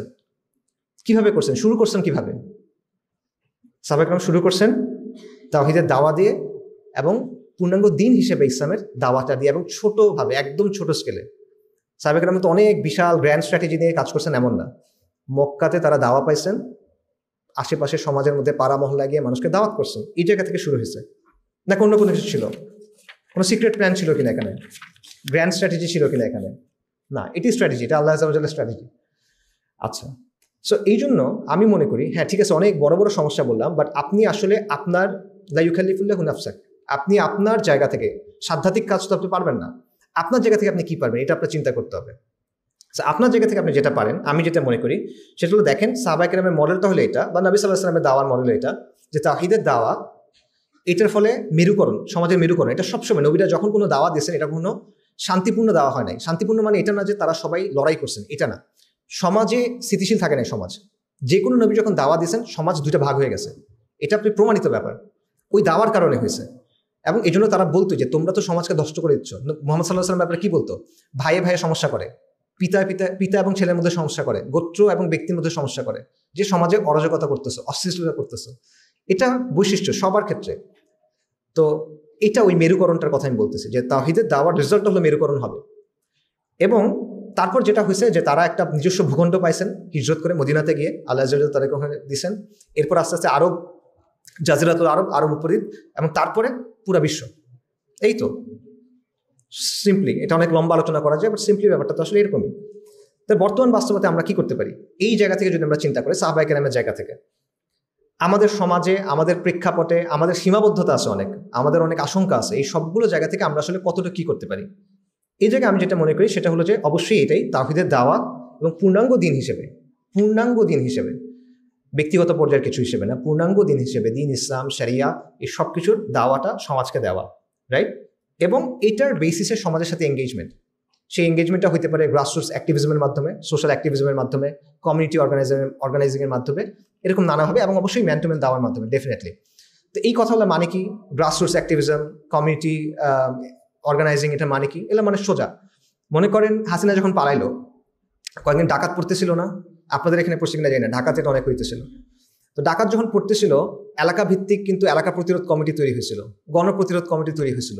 এটা হলো কমিউনিটি অর্গানাইজিং, সহজে বুঝেন, ঠিক আছে? এই কমিউনিটি অর্গানাইজিং আমরা কি করি? যখন ক্রাইসিস হয় তখন আমরা এটা করি, বাট এটা যদি আপনি সবসময় রাখেন, তখন আপনার কিছু শক্তি থাকে এলাকায়, সমাজের মধ্যে আপনার কিছু শক্তি থাকে, ঠিক আছে? এটা হলো একটা জিনিস। অ্যাক্টিভিজম কি? অনেক জটিল করে চিন্তা করার দরকার নেই। এটা হতে পারে নিজস্ব স্কুল, কলেজ, প্রতিষ্ঠান, পাড়া, মহল্লা, এই সবগুলো জায়গাতে বিভিন্ন ইস্যুর ভিত্তিতে, বিভিন্ন বিষয় ভিত্তিক আপনি কাজ করেন ইসলামের জায়গা থেকে, বিশেষ করে সমাজের সাথে, তরুণদের সাথে, এবং বিশেষভাবে সমাজের ওই অংশটাকে যারা দিন ইসলাম থেকে একটু দূরে আছে, যারা দিন ইসলামের মধ্যে আছে, যারা মনে করেন কোনো না কোনো সংগঠনের সাথে আছে, কোনো না কোনো ধারার সাথে আছে, বা তাবলিগে আছে, বা মাদ্রাসার মধ্যে আছে, তারা তো আপনার ভাই, সবাই ভাই, মুসলিমরা সবাই আপনার ভাই, বাট তারা তো মনে করেন 80-90% বিষয়ে আপনার সাথে একমত। সে আপনার বিরোধিতা করবে না। মনে করেন ধরেন ইসলাম যদি কালকে কায়েম হয়ে যায়, সে বিরোধিতা করবে না, সে সবার আগে আসবে। কিন্তু ওরা যারা দূরে আছে তাকে আপনার বোঝাতে হবে। সো তাদের দিকে ফোকাস করে কাজকর্ম করা। সো এবং এই জায়গাগুলো দিনের জায়গা থেকে সমাধান দেওয়া, জামাতবদ্ধভাবে থাকা, নিজের স্কিল ডেভেলপ করা। তো আমি অনেক বড় সমস্যার কথা বলছি, সমাধান হলো অনেক মানে ছোট, এবং অনেক মানে গ্ল্যামার নাই, গরম নাই, খুব ঠান্ডা একটাই, রাইট? তো আমি এটা কিভাবে বলতেছি? এবং কনফিডেন্সের সাথে কেন বলতেছি, কনফিডেন্সের কারণটা হলো এটা যে আমি যখনই দেখতেছি নবী সাল্লাল্লাহু আলাইহি ওয়াসাল্লাম কি করছেন, সাহাবায়ে কেরাম কি করছেন, তারা শুরুটা কিভাবে করছেন, আমি দেখছি শুরুটা তো আসলে এভাবেই হয়েছে। আপনি যেভাবেই দেখেন আলটিমেটলি আর কোনো অপশন কিন্তু নেই, তারা কিন্তু এভাবেই শুরু করছেন, একদম নিজ পাড়া মহল্লায় দাওয়া দিয়ে আসলে তারা শুরু করছেন। সো আপনি যদি তৃণমূল থেকে গ্রাসরুটস থেকে শক্তিটা তৈরি করতে পারেন, আপনি যদি সামাজিক শক্তিটা অর্জন করতে পারেন, এটা যে কোনো গ্র্যান্ড স্ট্র্যাটেজি লাগবে, আমি এটা অস্বীকার করতেছি না, একটা দীর্ঘমেয়াদী পরিকল্পনা লাগবে, বা যে কোনো পরিকল্পনার প্রথম ধাপ পূর্ব শর্ত হলো এই জিনিসটা, এটা ছাড়া আপনি পারবেন না। আপনি বিচ্ছিন্ন মানুষ, আপনি বিচ্ছিন্ন জমায়েত, বা আপনি উদ্দেশ্যহীন জমায়েত, আপনি অদক্ষ জমায়েত, এগুলো দিয়ে হবে না। আপনার খুব মানে স্পেসিফিক একটা ধরনের কালেকটিভ শক্তি লাগবে, যেটা ছাড়া আপনি আসলে এই প্রবলেমগুলো মোকাবেলার জন্য খেলাতে ঢুকতেই পারবেন না। আসলে ঢুকতে হলে এটা লাগবে, এটা পূর্ব শর্ত, ঠিক আছে, প্রি কন্ডিশন বলতেছি আমি। সো এবং এটা শুধুমাত্র নবী সাল্লাল্লাহু আলাইহি ওয়াসাল্লামের এটা না, যত তাজদীদি দাওয়া আছে, আন্দোলন আছে, সবগুলোর ক্ষেত্রে আপনি দেখেন এই ব্যাপারটা এভাবেই হয়েছে। প্রথমে তাওহীদের দাওয়া, মুসলিমদের ইসলাহ করা, তারপর তাজদীদ, তারপর তামকিন। এটা কমন প্যাটার্ন আপনারা দেখবেন। সৈয়দ আহমেদ শহীদের যে আন্দোলন দেখেন, মোহাম্মদ আবু ওয়াহাব রাহিমাহুল্লাহ ওনার যে আন্দোলন এটা দেখেন, নাইজেরিয়া বা সুদানের ওই জায়গাটাতে শেখ উসমান বিন ফুদি রাহিমাহুল্লাহ ওনাদের যে আন্দোলনগুলো দেখেন, এরকম অনেক আন্দোলন আছে যেটাতে একই প্যাটার্ন, তাওহীদের দাওয়া, সমাজের সংস্কার, ইসলাহ করা, তারপর তাজদীদি আন্দোলনে পরিণত হওয়া, তারপর তামকিন, আল্লাহ চাইলে তামকিন দিচ্ছেন, প্রতিষ্ঠা দিচ্ছেন তাদেরকে ভূমিতে। এই প্যাটার্নেই কিন্তু আগাইছে। আচ্ছা, সো আমি জানি যে যখন এই বিরাট বিরাট অনেকগুলো কথা বললাম, তারপর আমি বললাম যে ঠিক আছে, এটা সলিউশন হলো দাওয়া করা, অ্যাক্টিভিজম করা, কমিউনিটি অর্গানাইজিং, তখন এটা আপনার কাছে অনেক ছোট মনে হতে পারে যে এত বড় জিনিসের সমস্যা লোকালি দাওয়া করে, লোকালি কাজ করে কিভাবে সলভ হবে। বাট আপনারা রাসূলুল্লাহ সাল্লাল্লাহু আলাইহি ওয়াসাল্লামের কথা আবারও চিন্তা করেন, আমি বারবার এই কথাটা বলছি, নবী সাল্লাল্লাহু আলাইহি ওয়াসাল্লামের কথা চিন্তা করেন। এই দাওয়াটা যেটা পুরো পৃথিবীকে, আলহামদুলিল্লাহ, পুরো পৃথিবীতে ছড়াই গেছে, অর্ধেক পৃথিবী আমিরুল মুমিনিন ওমর ইবনুল খাত্তাব রাদিয়াল্লাহু তাআলা আনহুর সময়ে বিজয় হয়ে গেছে। সেটা কিভাবে হয়েছে? এটা শুরুটা কোথায় হয়েছে? মক্কার ছোট ছোট ঘরে ঘরে, তাই না, পাড়া মহল্লায়, অলিতে গলিতে, এই জায়গাটাইতেই হয়েছে। তো এই বিষয়টা মাথায় রাখা, এবং আধুনিক বিশ্ব, সেকুলার ওয়ার্ল্ডেও আসলে এরকম অনেকগুলা এক্সাম্পল আছে। আমার ভাইরা এটা বোঝা দরকার যে আমরা আসলে একটা সন্ধিক্ষণে দাঁড়ায় আছি। পুরনো যে পৃথিবী আছে এটা মারা যাচ্ছে, এবং নতুন একটা পৃথিবী জন্ম নেওয়ার জন্য সংগ্রাম করতেছে। এবং এই সময়টা হলো পথিকৃতদের জন্য, এটা হলো অগ্রপথিকদের জন্য, যারা নতুন করে পথ খুঁজে বাইর করবে, যারা নতুন পথ চলবে এবং অন্যদেরকে পথ দেখাবে, এবং যারা পুরনো পথের জঞ্জালগুলো সাফ করে দিবে। তখন এই জায়গায় এই সন্ধিক্ষণটা আপনার সামনে একটা প্রশ্ন নিয়ে আসছে যে আপনি কি নিষ্ক্রিয় হয়ে থাকবেন, আপনি কি দর্শক হয়ে থাকবেন, নাকি আপনি ভবিষ্যতে স্থপতি হবেন? এবং এই ভবিষ্যৎটাকে গড়ার কাজটা কোথায় হবে? এটা কি সচিবালয়ে হবে কিনা, এটা কি মন্ত্রণালয়ে হবে কিনা, এটা কি ভোট কেন্দ্র হবে কিনা? না, এটা হবে আপনার পাড়ায়, আপনার মসজিদে, আপনার মহল্লে, আপনার ক্যাম্পাসে, এটা মানুষের মধ্যে হবে। এবং আপনার কাজটা হইতে হবে স্থানীয়ভাবে, কিন্তু আপনার চোখটা থাকতে হবে গ্লোবালি, বৈশ্বিকভাবে। আপনি এখানে কাজ করবেন, এই মাটি এবং মানুষের সাথে লেগে থাকবেন, কিন্তু আপনার চোখ থাকতে হবে কুদসের দিকে, আল কুদসের দিকে, বাইতুল মাকদিসের দিকে। এবং এই চিন্তা নিয়ে, এই ভিশন নিয়ে, এই স্বপ্ন নিয়ে, পূর্ণাঙ্গ দিনকে নিয়ে আপনি যদি কাজ করেন, তাহলে সামাজিক শক্তি অর্জন করেন তৃণমূলে কাজ করে, তখন এই ব্যাপারটা শুধু এটা হবে না যেটা ছোট ছোট কিছু কাজ আপনি করতেছেন, বরং এটা হবে আগামীর বিপ্লবের বীজ বোনা। ঠিক আছে? সো প্রশ্ন এটা না যে দাওয়ার মাধ্যমে, অ্যাক্টিভিজমের মাধ্যমে আসলে সমাধান হবে কিনা। প্রশ্নটা হলো আপনার যে দায়িত্ব আছে, এটা দায়িত্ব আপনি পালন করবেন কিনা। আপনি কি নিষ্ক্রিয় থাকবেন, নাকি আপনি উদ্যোগী হবেন? যুগ সন্ধি আপনার জন্য যে দায়টা নিয়ে আসে, এই দায়টা আপনি গ্রহণ করবেন কিনা। আমরা কি ইতিহাসে ওই প্রজন্ম হিসেবে পরিচিত হব যে যারা ধ্বংস দেখছে, নিষ্ক্রিয় থাকছে, যারা দেখছে সবকিছু ক্ষয় হয়ে যাচ্ছে কিন্তু সে নিষ্ক্রিয় থাকছে, সে তার নিজের জীবন নিয়ে ব্যস্ত হয়ে থাকছে? নাকি আমরা ওই প্রজন্মটা হব যারা নতুন করে কিছু গড়ার কথা চিন্তা করছে, দিনের জন্য, কমের জন্য, মানব জাতির জন্য? পরিবর্তন সম্ভব, এটা আল্লাহ আযজা ওয়া জাল্লা আমাদেরকে দেখাই দিয়েছেন চোখের সামনে। আমাদের চোখের সামনে আল্লাহ দেখাইছেন, এই আমাদের বাংলাদেশেই দেখাইছেন, এই কয়েকদিন আগেই দেখাইছেন যে পরিবর্তন সম্ভব। যেখান থেকে আপনি চিন্তা করেন নাই, এই জায়গা থেকে পরিবর্তন সম্ভব। পরিবর্তনের ক্ষেত্র আবারও আসবে, পরিবর্তনের সুযোগও আবারও আসবে। আপনি তখন প্রস্তুত থাকবেন কিনা, এই জায়গাটাই হলো প্রশ্ন। আপনার ভূমিকা তখন কি হবে, আমার ভূমিকা তখন কি হবে? আমি কি প্রস্তুত থাকবো কিনা? আমি কি নিষ্ক্রিয় দর্শক হয়ে থাকবো, নাকি আমি অ্যাকচুয়ালি খেলার ময়দানে নামবো? এই প্রশ্নটা আমি মনে করি আমাদের জন্য, আমাদের প্রজন্মের জন্য ইমানের প্রশ্নের পরে সবচেয়ে গুরুত্বপূর্ণ প্রশ্ন। এই প্রশ্ন নিয়ে আমাদের সবার চিন্তা করা উচিত। ওয়া আখিরু দাওয়ানা আলহামদুলিল্লাহি রাব্বিল আলামিন। আসসালামু আলাইকুম ওয়া রাহমাতুল্লাহি ওয়া বারাকাতুহু।